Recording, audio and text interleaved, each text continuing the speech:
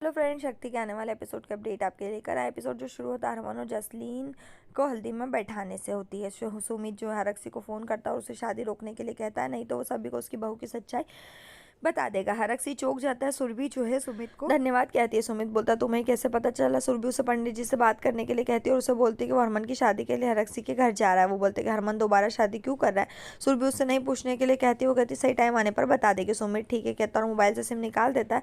हरक्षी सोचता है कि शादी को कैसे रोका जाए, क्योंकि वो अपनी मर्जी से उनकी शादी करवा रहा है। वो बेहोश होने और नीचे गिरने का नाटक करता है।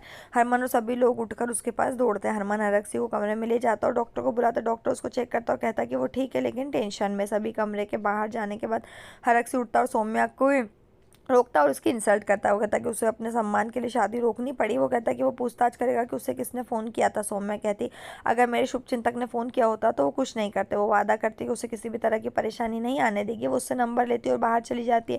वो हरमन से हल्दी रस्म करवाने के लिए कहती है, क्योंकि रावी सौम्या को दोष देती है। हरमन का कहना है कि वो तब तक शादी नहीं कर सकता जब तक हरक्षी ठीक नहीं हो जाता। प्रीता बोलती, तुम्हारी प्रॉब्लम क्या है?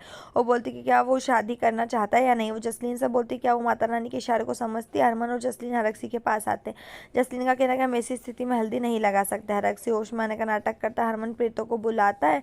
हरक्षी बैठता है और कहता है कि वो ठीक है। हरमन अनजाने में सौम्या से दवा लाने को कहता है। फिर उसे होश आता है और जसलीन को दवाई लाने के लिए कहता है। हरमन कमरे में आता है और सौम्या की बाली देखता है। उसे लगता है कि सौम्या हर किसी की परवाह करती है लेकिन अपनी चीज़ों को सेफ नहीं रख सकती।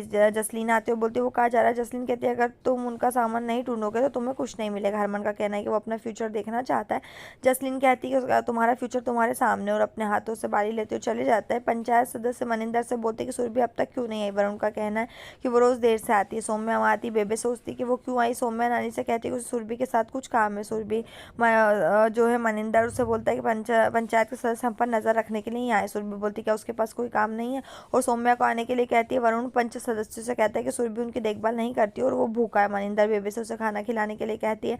प्रीतो सबको बोलती है कि सौम्या अपने मायके गई थी और सुबह तक वापस आ जाएगी। हरमन टेंशन में हो जाता है और जसलीन को अपने कमरे में आकर खाना खाने के लिए कहता है। वो अपने कमरे में जाते हैं। सौम्या सुरभि से कहती है कोई हरमन और जसलीन की शादी को रोकने की कोशिश कर रहा है। सुरभि का कहना है कि अच्छा है। सौम्या कहती है कि पता नहीं कौन शादी को रोकने की कोशिश कर रहा है। सुरभि कहती है कि मल्लिका दीदी या उनके लोग हो सकते हैं। सौम्या कहती नहीं।